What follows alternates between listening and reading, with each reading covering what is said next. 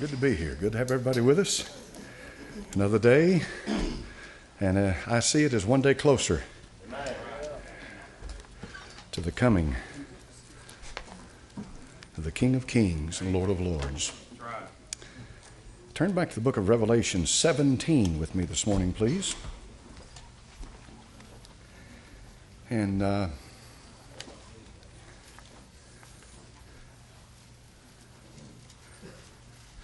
Revelation 17, verse number 1.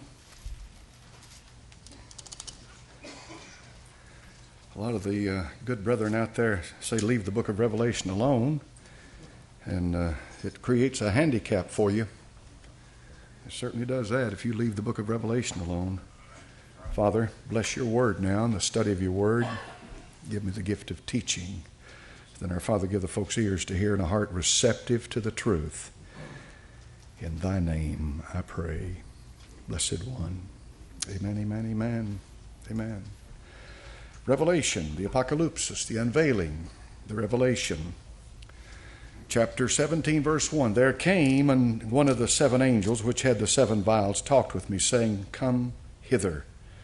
I will show unto thee the judgment of the great whore that sitteth upon many waters, with whom the kings of the earth have committed fornication. The inhabitants of the earth have been made drunk with the wine of her fornication. Now, we're speaking in symbolic terms, but we're talking about something specific.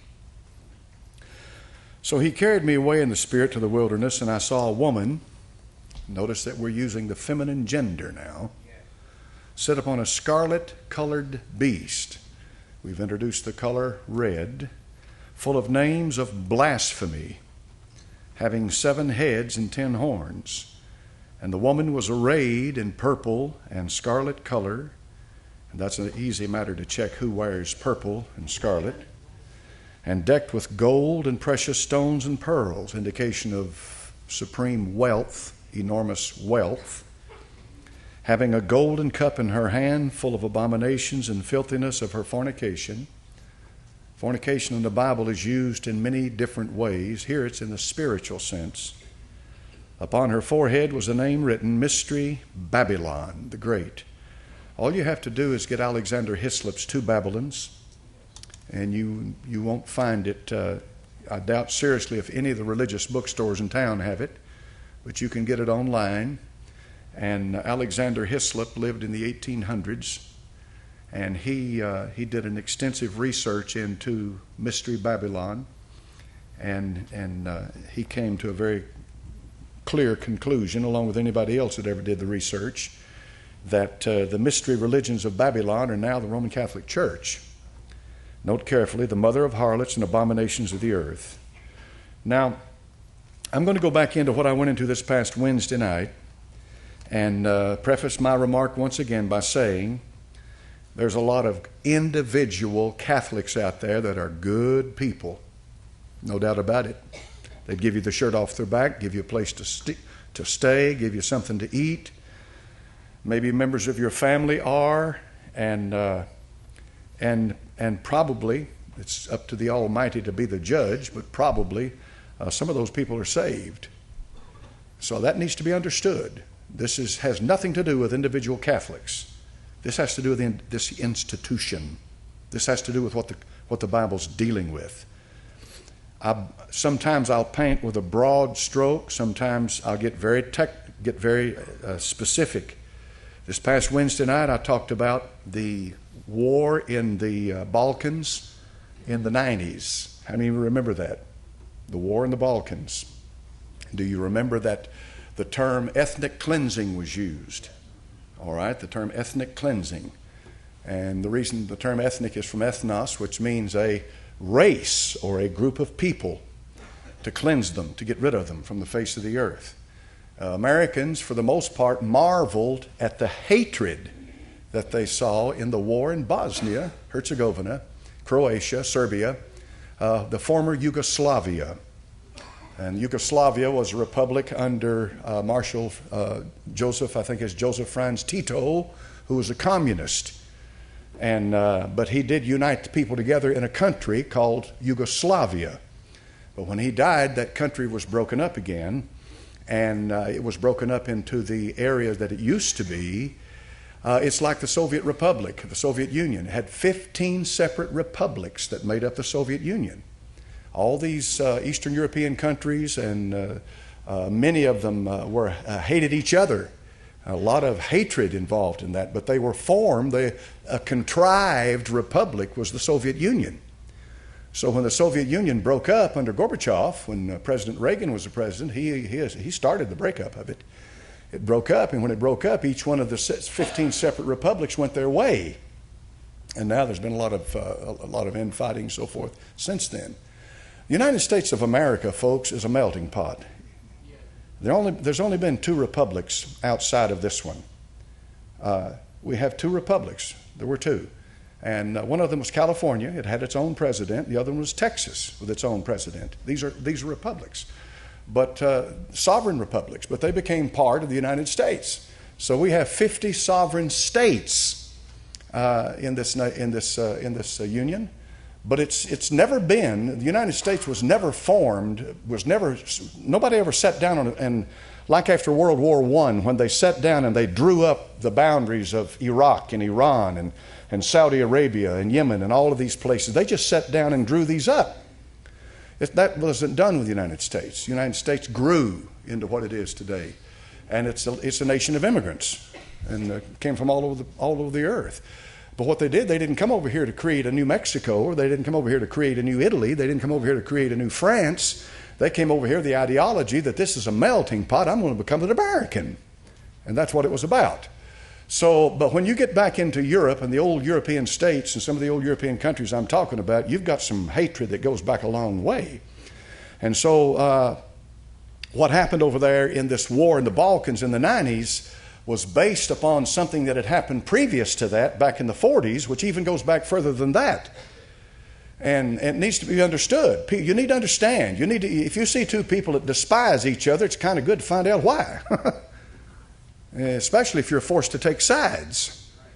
And so this hatred goes back, and the reason it does is because of genocide. And it goes back because of the Roman Catholic Church. And the Roman Catholic Church, if you don't know this, folks, and you need to know it, I've said it to you time and again, down through the centuries has a horrible record of persecuting people. And probably the worst record of it was in the Spanish Inquisition. And in 1492, when Columbus sailed, they also drove all the Jews out of Spain. Drove them out. Drove every Jew in Spain, drove them out. Drove them out. And Christians and Jews were crucified and were beaten to death and flayed and put on the racks and tortured and burned at the stake because they were Protestants and because that they weren't part of the Catholic Church. Now, folks, that's the truth. That's the truth. However you interpret that is up to you, but that is the truth. That happened. The commonly held misconception is that it all ended then. That after the Spanish Inquisition, all this torture and all this horrible inhumanity toward man ended. There might be a little spot here or there, but essentially it was over, but it wasn't. During World War II, one of the worst genocides took place that the world's ever heard of. But the problem is, most of the world's never heard of it. Now, how many of you in here this morning have heard about the 6 million Jews that were wiped off the face of the earth at the hand of the Nazis, right? Buchenwald, Treblinka, Belsen-Belsen, Auschwitz, and all these other concentration camps that they sent them to. They burned them. They shot them to death, dug ditches, and had them kneel on the edge of the ditch and shot them to death. It was horrible what the Nazis did to the Jews.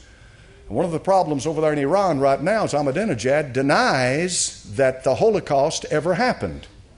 Well, now, you could ask General Dwight David Eisenhower if it happened. He'll tell you it happened.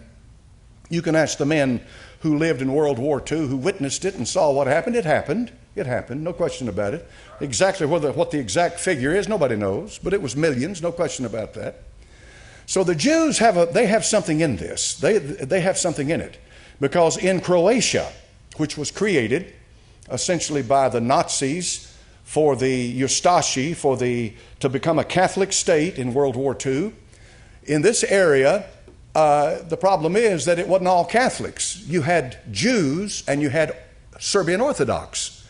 Now, how many of you remember where I told you the Orthodox came from? It's important to know, to go back and trace the history of it. What was it, brother? It was a split of the Catholic Church, the East and West factions. Exactly. Do you remember the date? That's all right if you don't. It's 1054 AD. Yeah, 320 is the Council of Nicaea. But in 1054 AD, they split. And when they split, you had the Eastern Orthodox and the Western Catholic. They both called themselves Catholic because the word Catholic simply means universal. But they split, and it's called the Great Schism. When you start reading about it and check on it, you'll find out that's what it's called. Just type that into the internet, Great Schism. It'll come up, 1054. But the problem with the Orthodox is that it's not centrally located so much like the Catholic. You have Serbian Orthodox, Bulgarian Orthodox, you have Armenian Orthodox, you have Greek Orthodox, you have Russian Orthodox, and on and on and on it goes. You have Serbian Orthodox, all right, and these people are not Catholics. Well, here's what happened in Croatia in World War II. They said that we will convert a third of the Serbs, we will kill a third of the Serbs, and we'll drive a third of the Serbs out of the country. We'll get rid of them. That's what they said. And the man who said that was Ante Pavlik, and he was the head of the Croatian Ustashi, which was a surrogate of Nazism in Germany. They even served with the Nazis on the battlefield. The Ustashis sent their own contingency of soldiers to serve with them. So what happened in World War II was a genocide, murder on a grand scale. Serbs were being put to death, hounded. They'd go through the villages, and they'd do all kinds of things to people that just simply are inhuman, unbelievable, to women and children. All this happened, folks. It's a matter of record. But most people have never heard of it. They've heard of the Jewish Holocaust, but they've never heard of the Serbian Holocaust. Why? And when stuff like that happens, you have to ask yourself a question. Somebody's covering up something for somebody. But anyway, well, let's go on past that. It did happen, but the Jews are involved because many of the Jews died. When the Jews get involved in a thing, one Jew told Truman, I forget his name, I think his name was Silverman or something, when Truman, Truman was he was the American president that recognized Israel as a sovereign state. Truman. And he told him, he says, now, the one thing that the Jew can give you that nobody else can give you is immortality. So what do you mean? He said, when we put you down in our history books, you're there forever. In other words, we're the ancient people. And the truth of the matter is, they're right. They are right. There's something about the Jew that if you start messing with the Jew, you're going to get in trouble. You're going to get in trouble. You'll get in trouble every time. And so they keep a record. They keep good records. They keep very good records. And I'm going to read you what Haaretz has to say about what I'm talking about. And I'm going to introduce something else to you this morning. The word ha in Hebrew is the, eretz is earth. Haaretz means the earth. What that simply means is that is Judaism as it is found in the earth. If you find diaspora, that's the Jews as they are scattered through the earth. So eretz is one of the first words you find in the Hebrew Bible in Genesis chapter 1. So haaretz, Jews of the earth, August the 26th, 2012. That's pretty recent, isn't it? August the 26th, 2012. Now listen carefully. It is possible that within a short time, a court in the United States will prohibit the publication of an account before us. In the meantime, Haaretz has obtained the testimony given last month by William Gowan, a former intelligence officer in the United States Army at a federal court in San Francisco. Reason for the court? Keep reading. The testimony contains historical and political explosives. It links, listen carefully, Giovanni Battista Montini. So who is that? Here's who he is, who later became Pope Paul VI. To the theft of property of Jewish, Serb, Russian, Ukrainian, and Roma victims during World War II in Yugoslavia. Many studies and stories have already been written about the thundering silence of Pius XII. He was the one who was the Pope during World War II, who reigned the Vatican during World War II. Now, the former intelligence officer's testimonies reveal that after the war, Montini, who during the war served as the Vatican's Deputy Secretary of State under the Pope, helped hide and launder property that had been stolen from, among others, Jews, and was involved in the sheltering and smuggling of Croatian war criminals, such as the leader of the Ustashi movement, Ante Pavlik. Now I want to bring up something that how many of you have ever heard of the rat lines? Okay, a few of you have. You see, you don't hear much about that, do you? You haven't heard Diane Sawyer say anything about the rat lines lately, have you? Well, don't hold your breath. What's the rat lines? After World War II, when the Nazi regime fell, with it failed all of its surrogate. When it fell, the surrogate states fell, and all those that were complicit with it fell. And so all of this, they fell. When they began to fall, the war criminals. You know that. How many of you know about the war tribunal after the war? They tried you've seen many times. You've seen the footage of it. So after the war, they went after these war criminals, and Ante Pavlik was a war criminal. So was Adolf Eichmann. So was Joseph Mengele. And the list goes on. These are Nazis and Croatians who are murderers, and they went after them. All right, now, do you not think it'd be right to, somebody's a mass murderer, to turn him over to the authorities? You know what they did? Through a series of monasteries and back deals and so forth, they transported these war criminals out of Germany and out of Croatia through Europe, finally out of Europe. Some of them went into into the Middle East or into the East, and many of them went to Argentina. Many of them, most of them went to Argentina. That's called the rat lines. When you get home, Google, just type rat line in one time. You're ready now for a whole new world you've never heard about. It'll blow your mind. The rat lines. Now, what's that mean, though? Let's interpret that. What's that mean? What's the point? The point is that the Roman Catholic Church, in full knowledge, moved murdering war criminals underneath the hands of the authorities and got them out into safety after World War II, and that is a fact. Now, what does that do? That establishes something. That establishes a principle. That establishes a principle. That establishes something. That's right. If you catch a thief red-handed, from then on he's branded a what? That establishes something.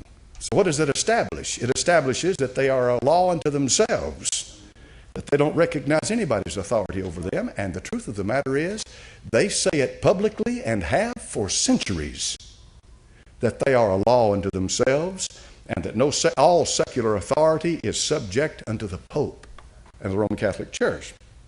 You say, well, what's that got to do with me? It's got a lot to do with you. Because of where we are and where we're headed.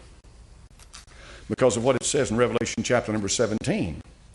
When they ferreted these murderers out, it kind of gives you an idea of the mindset. For example, Cardinal Aloysius Stepanak was the leading Catholic figure in Croatia in World War II, fully aware of all the murdering that went on, all of it, fully aware of it. As a matter of fact, if you just want to dig into the personal, just get onto any website, folks, people still live in Croatia, they still live in Serbia, they still live over there. As I told you before, the reason for the killing there in the war in the 90s, I don't know the figures. I know I'm like Will Rogers. All I know is what I read in the newspapers. How much of that's true? I mean, how much of the figures are correct? I mean, who killed who? I don't know. But the bottom line is, the Serbs get the brunt. They get the brunt of all of the accusations and being accused of the pogroms and stuff in the 90s. When the truth of the matter is, it might not have been anything like that. There's no doubt in my mind that you've got atrocities on both sides. I'm not in here this morning to tell you the Serbs are perfect people, not at all. But I'm trying to show you something. I'm trying to establish a principle with you here, because it leads to something. Yes, sir. A lot of those supposedly mass murders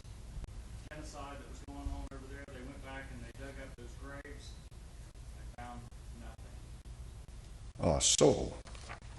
That's very interesting.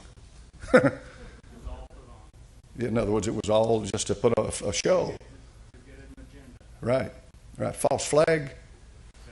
They wanted them under NATO, so they created rumors of genocide in order to get the Americans to go in and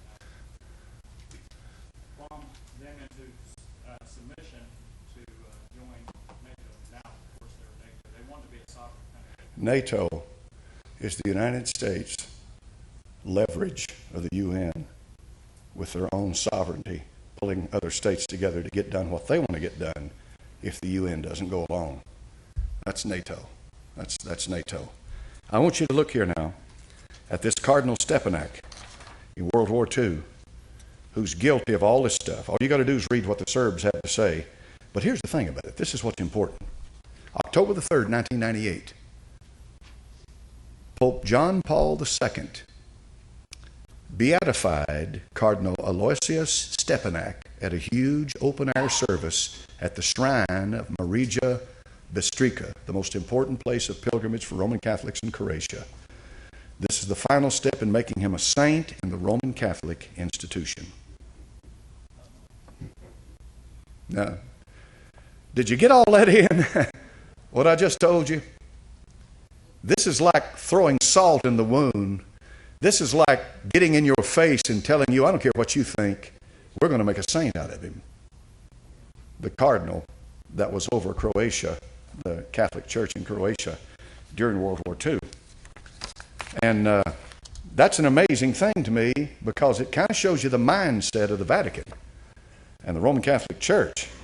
Now, they had a camp called Jasenovac.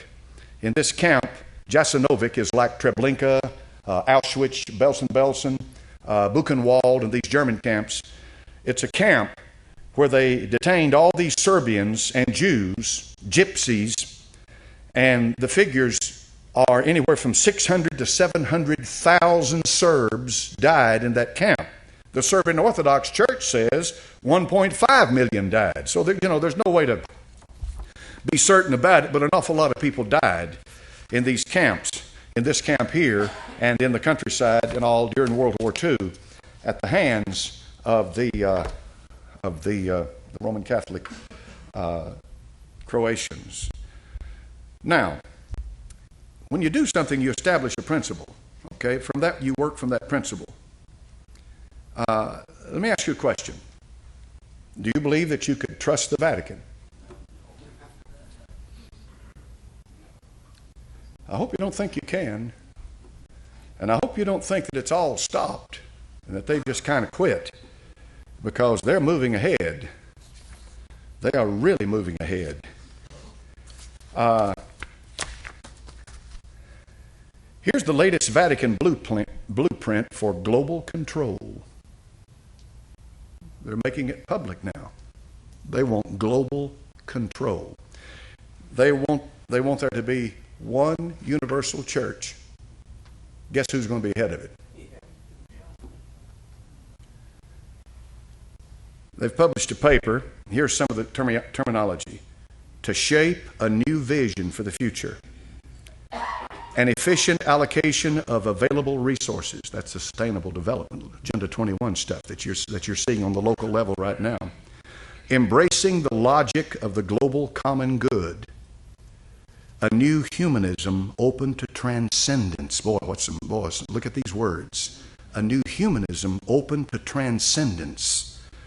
Now, in their own statement, here's what they said. In the prophetic encyclical Pacem in Terris of 1963, Pope John the 23rd observed that the world was heading towards ever greater unification. He then acknowledged the fact that a correspondence was lacking in the human community between the political organization on a world level and objective needs of the universal common good. He also expressed the hope that one day a true world political authority would be created, like spreading the wealth around, like everybody sharing in the prosperity. Have you ever heard terms like that lately? Once this kind of thinking starts, they give themselves away by their terminology. It goes on to say, the establishment of a global political authority cannot be achieved without an already functioning multilateralism. What's that mean? That means a control and expansion over many different areas of the earth. Not only on a diplomatic level, but also and above all in relation to programs for sustainable development and peace. It is not possible to arrive at global governance without giving political expression to pre-existing forms of interdependence and cooperation. That's a Catholic document, folks. That didn't come from the UN. That's a Catholic document, making it plain that they want a universal interdependence. What's that mean? That means that no nation will be able to operate on a sovereign level where it can handle all of its finances, its military, its economy, and all of that. It has to give up some of that so another nation it has to depend on another nation to handle certain areas. That way they're interdependent with each other. NAFTA is the beginning of it, the North American Free Trade Agreement. When you've got Canada, United States, and Mexico, the three powers in the northern hemisphere in the Americas. NAFTA is the beginning of it. GATT's part of it. All of this stuff is incremental. It doesn't just come all of a sudden. It's incremental. A little bit here, a little bit there, a little bit here, a little bit there. It's like the frog in the pot, and the water gets hotter and hotter and hotter, and the frog sits there until all of a sudden the water's boiling and the frog's being cooked. And if you'd put the frog in boiling water, it'd have jumped out. People are being cooked now. It's boiling. The planned dissolution of nation states. Modern states, this is from the Vatican, it attacks the nation state. Modern states became structured wholes over time and reinforced sovereignty within their own territory. But social, cultural, and political conditions have gradually changed. And have they ever? And who do you think was the change agent? Who do you think was behind the social change in America? Look how it's changed. 40% of all the children born in this nation born out of wedlock. Who do you think had a hand in that? Over half the marriages breaking up in divorce. We have an epidemic of people addicted to drugs. We have a crime wave like you wouldn't believe. Social destruction of a nation. First thing they did was kick prayer out of school. Then they destroyed your faith in the Bible. Then they turned the church into a circus. And people today are just wandering around like zombies. They don't know where the truth is. They don't know what to do. They don't know where to go. They don't know who to listen to. Do you think that just happened? Planned Parenthood is one of the worst. Margaret Sanger's outfit was one of the worst that ever existed. Pardon? Yes, sir. Yes, sir. Uh-huh.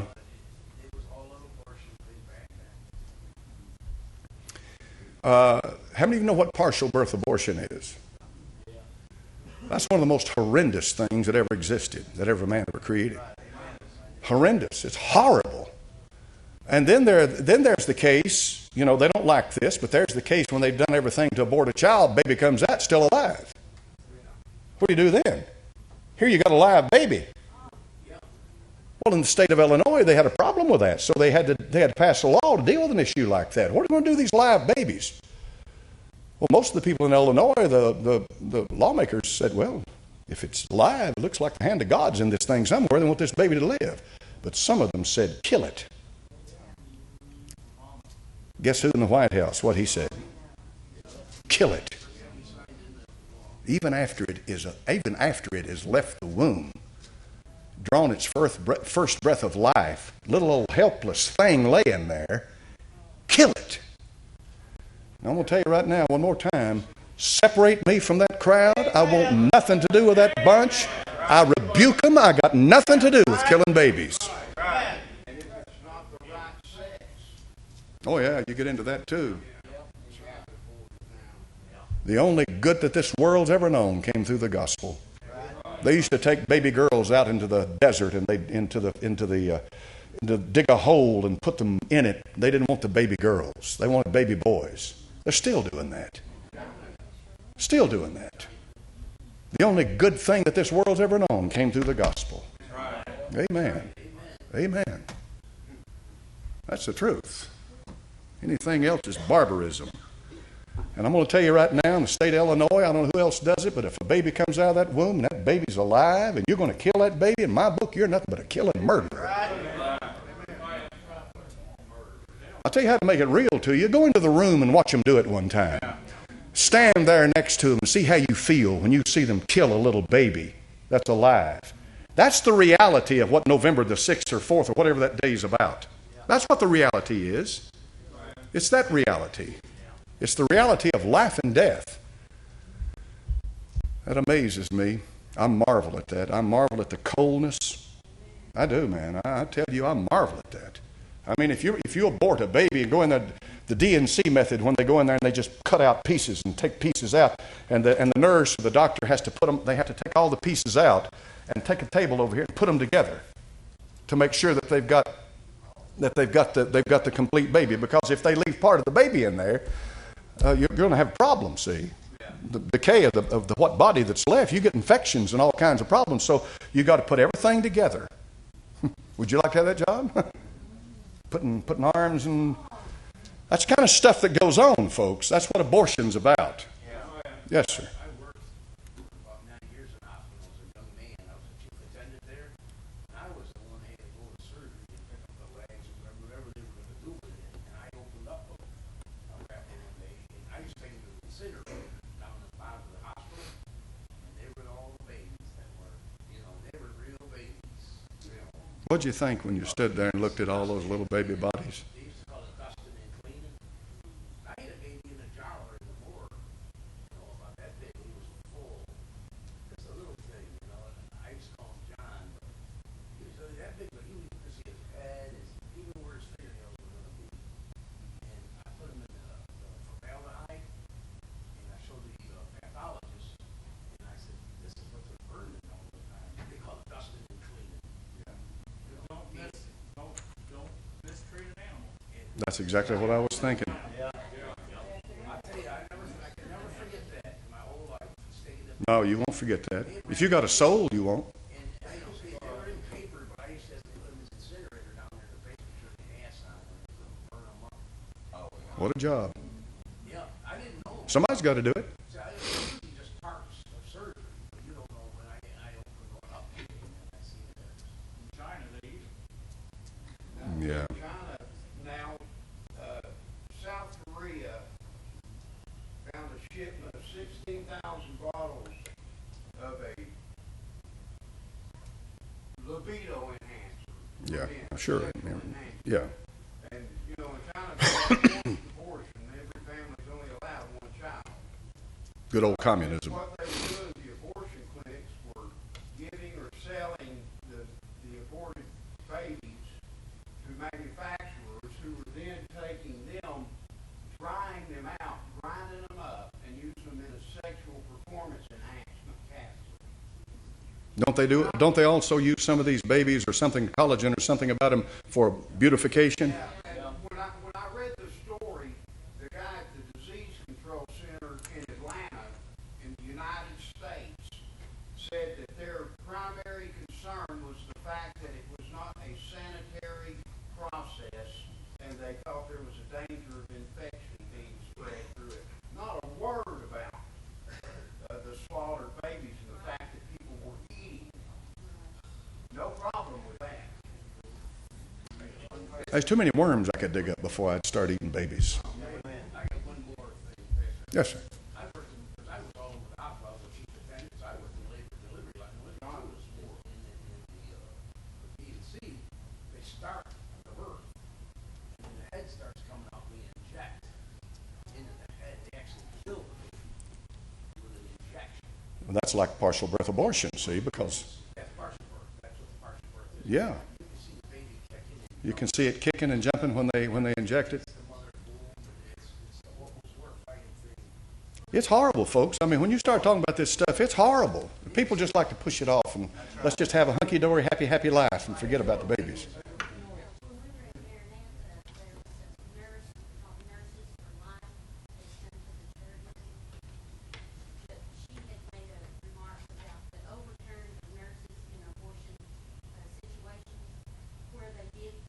I bet that's a good study right there. Yeah. What happens to these nurses? And she said the horrifying thing was they would tie the parts and it would still, the baby would still be moving and they would toss it in the trash. I remember that. That stood out so bad. How do you do that, folks? How do you do that? The natural group beast. You got to brainwash people. You got to make Ottomans out of them. You got to brainwash them. You got to numb their soul in order for them to accommodate something like that. You may not personally be involved in it, but if you go vote for somebody that does it, you've put your approval on it. That's right. Right? Amen. Exactly right. I don't think there's very few people in this country that would take a live baby and just kill it. I'm talking about a baby that's a year old, 12 months old baby. Most people would be horrified with that thought. Yes, sir. When I was first saved back in '87, we saw a film. I don't know if it was X-ray or whatever that is that they, some kind of imaging that they do, but they did this imaging while abortion was being done. Yeah. And it was one where they go in with the forceps and pull parts off, like Yeah. you were talking about earlier. And you could see at 12 weeks that baby was pulling away, trying to get away from the forceps. Oh yeah. It wasn't a blob. It was conscious of what was being done to it. Well, I didn't mean to get into all this, but God Almighty's watching this, and He'll judge a nation by the way they do something like that. I'll tell you right now, He's not interested in your technology. Right. He doesn't care anything about how beautiful you are. He wants to see what you do to the vulnerable, to the most innocent. That's where He'll judge. That's where He'll judge. Yes, sir. The heart, brother. Yes, sir. There's a real study going on right now. And I predict that there's going to be a real big market for newborn blood. Newborn blood. It has a lot of properties that they found cure a lot of. Well, see, that's been the thing with the stem cell research. A stem cell is a cell that has not a cell. The way the human body, the way God made this body, all the cells in the beginning can become anything. But once it becomes an ear or a nose or an eye, it becomes a specialized cell. And then it can't change. And so they found that that babies, newborns, have something. I don't remember. It's been a while since I've read it, where they can that it's usable stem cells to where they can coax them into becoming a liver or something like that, to use in medical research and medical treatment and so forth and so on. All looks good, but what about the babies? See, that's the problem. Sure, they're doing it. And that's what the cloning's all about, too. If they start the cloning business, and they're already cloning, if they clone, then they have a ready supply of babies. They can just clone them. And then medical treatment, what have you. The Bible said the heart is deceitful above all things and desperately wicked. Who can know it? I, the Lord, search the heart, try the reins, even to give every man according to his ways and according to the fruit of his doings. The heart's deceitful. My heart, your heart, everybody else's heart. So the only one that can change my heart's the Lord. It me getting to preaching, but glory to God, that's the only one that can. Amen. It is. Hallelujah. All right. And they expressed a hope that a true world political authority would be created. And so it goes. They want a one world government, and they're making it plain. And they've even said that it will not come about except there will be pain, suffering, anguish. They admit that. They say that's going to happen. And of course it will. Look what war produces. Pain, suffering, anguish. And look where it all leads to. We've got about 5 minutes left in here this morning. And I'm not going to move any further. I've covered about all I can cover right now. I don't know how much more I'd need to show you that the Roman Catholic Church is definitely, in my mind, the mother of harlots and abominations of the earth. Now here's the issue. An awful lot of men out there, and they're good men, say the Pope is the Antichrist. I'm not quick to jump on that. He certainly is an Antichrist, but I'm not so sure that he is the Antichrist. Yes, sir.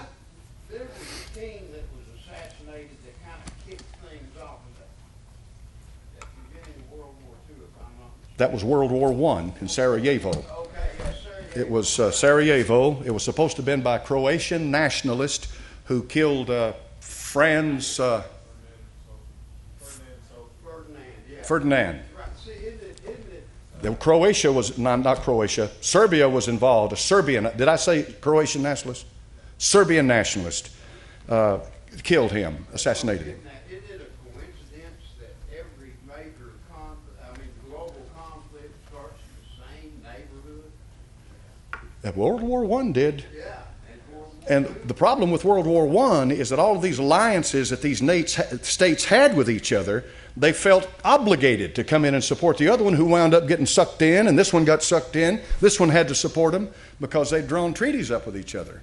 But it all started there. It sure did, in Sarajevo. Sure did. And World War III, they say, has already started. And I want to leave this with you this morning, folks. Get on Debka file, D-E-B-K-A, Debka file, and read what they're saying. Israel is ready to strike at any minute. Is that a subscription? No, they have a subscription. You know, they want to make a little money and pay their bills, but they've got plenty of news that you don't have to subscribe to. I got on there and the stories were kind of truncated. It seemed, I thought maybe there was a bigger. Well, some of them are truncated, but they've also got a button at the bottom that says you want to read more. Now, some of them, when you want to read more, you have to subscribe, yes. Okay. You got to kind of watch it, yeah. I just hate to have my name on the list. Yes, sir. Egypt's moving a lot of their tanks, artillery to the Sinai Desert. They are, brother. They've completely taken over the military, the Muslim Brotherhood. The Egyptian president meeting with Ahmadinejad to work out the deal. You got Hezbollah ready to rain fire and brimstone down on Israel. Israel is being threatened from three sides right now. And all I can say is, even so, come Lord Jesus. Yes, sir, brother. Yes, sir. And the attitude among the Israeli leadership is very simple. We can't trust Obama. They say that. They can't trust him, and he's yet to visit the country. He's yet to visit it. Now, what do you think is going to happen if war does break out between Israel and Iran? What's going to happen? Israel predicts a 30-day war. Well, yeah, but they don't know. The oil spigots will be turned off. The whole world will be thrown into chaos. Have you ever wondered why the Social Security Administration has ordered millions of rounds of ammunition? Have you ever filed your taxes and gone in, that guy was armed with a .40 caliber Smith & Wesson? Have you ever seen anything like that? What? The Weather Channel also ordered a bunch of rounds. The Weather Channel has ordered a bunch of rounds of ammunition? Yeah, and there's another group that just Homeland Security last year has ordered 1.4 billion rounds of hollow-point ammunition. 1.4 thousand million. 4 rounds in every man, woman, and child on the planet. Or not on the planet, I'm sorry, in the country. Somebody said that if this election takes place in November, that the possibility of 2 riots could take place. Riot number 1, if Obama is not elected. Riot number 2, if he is elected. That's truth. I read that. We could be in dogfight like you wouldn't believe soon. What's that mean? The Lord's coming back, that's what it means. Brother Rouillet, dismiss us, please.